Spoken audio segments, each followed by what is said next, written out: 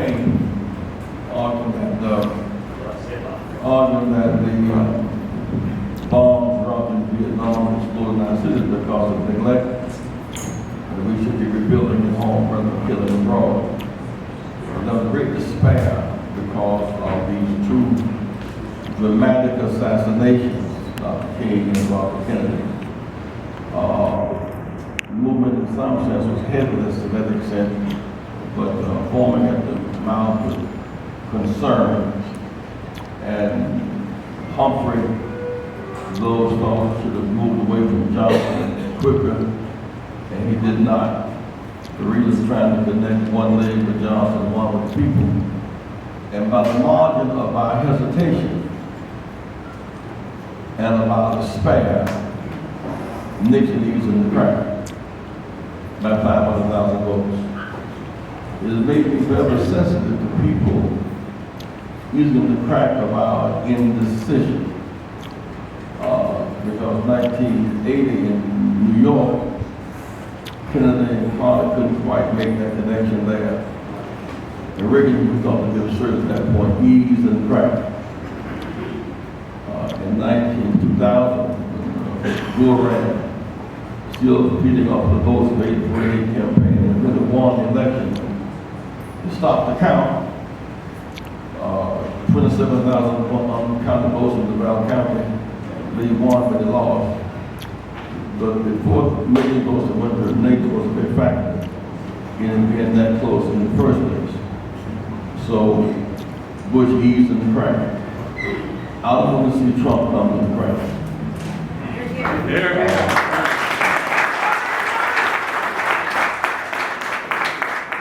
While our hearts are heavy and feelings are very much on edge, sometimes champions have to play the pain.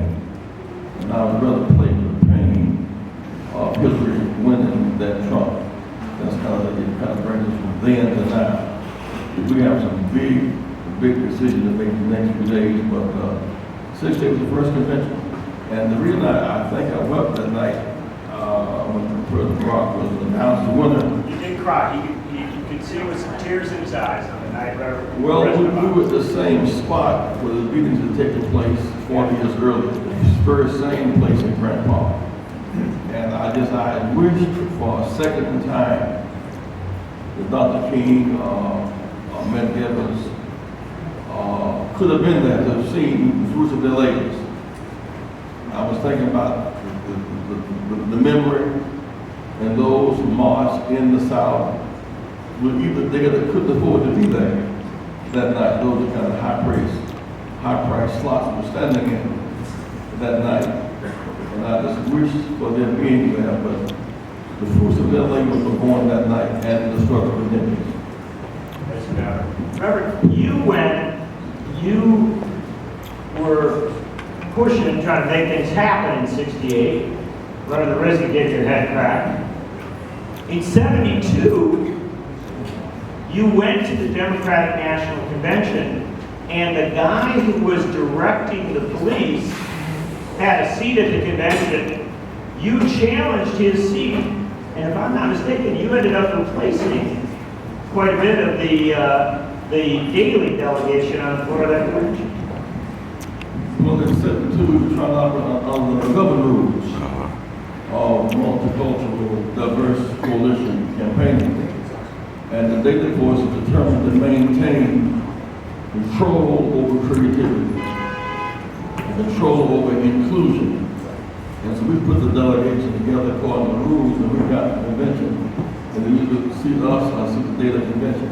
In reality, it was kind of impractical, they thought, to not see the Daily, but we had allies, Willie Brown from California, and John Cummings from Detroit, so we had a base broad enough to protect our backs on principle and politics. And so the government rule struggle in '72 laid the ground for our struggle for rules in '84 and '88. We never stopped fighting to democratize democracy, because there never has been a submission to democracy. Always some scheme to lock blacks out based on color of Latino block, on language or something. So the struggle. And I think most people forget in 1965, finally got right with after 85 years of denial since 1880. White women couldn't serve on juries in the South. 18-year-olds couldn't vote or serve in Vietnam. You could not vote on campuses. You couldn't vote bilingually. Of course, late age, you could not get proportional representation. So between 1965 and 1990, it took us 25 years to fulfill the dimensions of empowerment of the 65 Voting Rights Act. That's why this story goes to those who are long distance runners. Because every curve shows us something we can see when our vantage point was. In many ways, Hillary would have won in 08 based upon 1984 rule. And the winner take all, she won barely, because she won California, Texas, Ohio, and Pennsylvania. She would have won on 84 rule, on 88 rules, but proportionality, while Robert not winning, he was winning his share of delegates. And that became one of the outstanding parts of the 88 campaign was the effect of the rules of 1988. I also think the spiritual dimension occurs to me.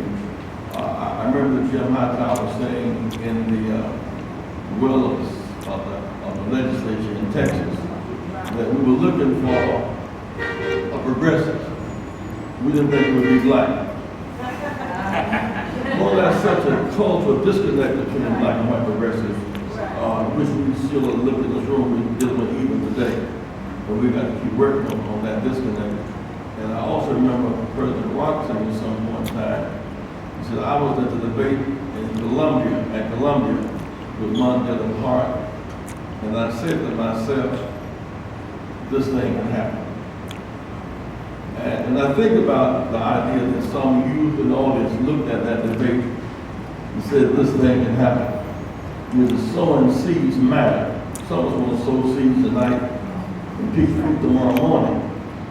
The seeds have to germinate and hide beneath the soil for a while. And in time, the long distance runners can see the fruit, but the farmer has got to see really before there's a crop to be plowed. So we see in Hightower connect with it. We see in Rock the youth feeling the burn, as it were, so to speak. And then with Bernie Endorse in Vermont, we tried to fight in the face of our coalition, which was not that easy to do. I remember one night, Carolyn, we were in Iowa, and two farmers came up and said, they said, can I talk to him? The Secret Service went back. So I talked with them, and these are kind of older guys with the gallus overalls on with their grandchildren. And they said, Reverend, we heard you tonight, but we're not quite there yet. But don't give up. Part of what they were saying, the message of family farmers made sense to them, but they have to go and face a caucus. Took with the privacy, took with the privacy of their cultural challenge. He said, we're not there yet, but by 08, their grandchildren were there. The children of those grandparents were voting by 08, so we see the growth both spiritually and structurally of the challenge. There might be somebody in this room that thinks that Reverend Jackson sits around and always thinks about what he did, all those seeds and stuff. He does not do this very often. Right. He is always looking for the next fight. I got a problem. I can never get him on time because he's always running off to sees a march across the street, he runs and joins it. And so then he finds out it's the wrong crowd. That's all right. He tries to convert. But you need to understand, and I'll say it, the fact of the matter is that when the Reverend Jesse Jackson and his campaign began to conceptualize a rainbow coalition, they began to put in place the concept, not just of any individual candidate, but frankly of the modern Democratic Party. The Democratic Party that would not let him in 50 years ago has become, and now brags about being a rainbow